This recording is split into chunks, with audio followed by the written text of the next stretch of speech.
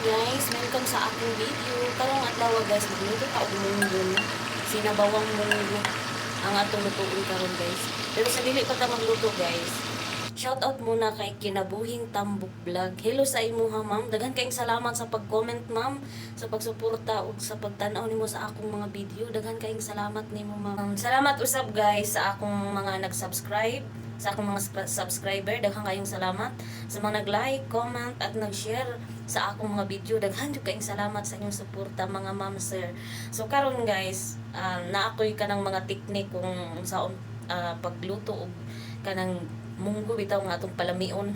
Kaya sugdan na nato guys. Sa gusto di ay nga magpa shout out guys. So comment lang sa ubos kay shout out ta mo sa sunod na ko nga video. To shout out sa tanang mga Bisaya di ano sa tibuok kalibutan, labi na sa mga OFW nga mga Bisaya din ha. Comment lang sa ubos kay ato ang i-shout out sa sunod na to nga video.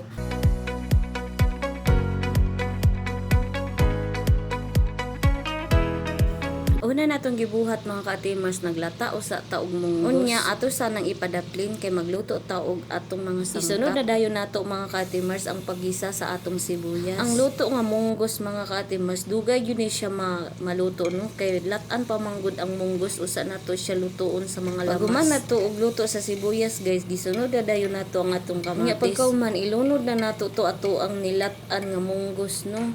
Gibutangan usa nato kini og kanang pangpalasa guys. Nagbutang na ta diri og magic cubes mga ka-atimers. Wala na nako ni gibutangan og asin. Ang ato di ang gisubak ani mga ka-atimers kay giprito una nato ang atong manok guys. Usa nato gisagol sa atong gulay. Mao nay sekreto guys kung saong pagpalami sa imong munggos. Kinahanglan ang imong isubak sa imuhang pagluto og munggos, imuha sa gyud ng prituhon. Pagkahuman ana guys, butangan nato na siya gamayng tubig. Gamay lang tubig ang atong ibutang. Nya ato asa nang lutoon guys og mga 3 lang ka minuto. Paghuman sa 3 ka minuto guys, ato ana nang ibutang ang ato ang repolyo din ha.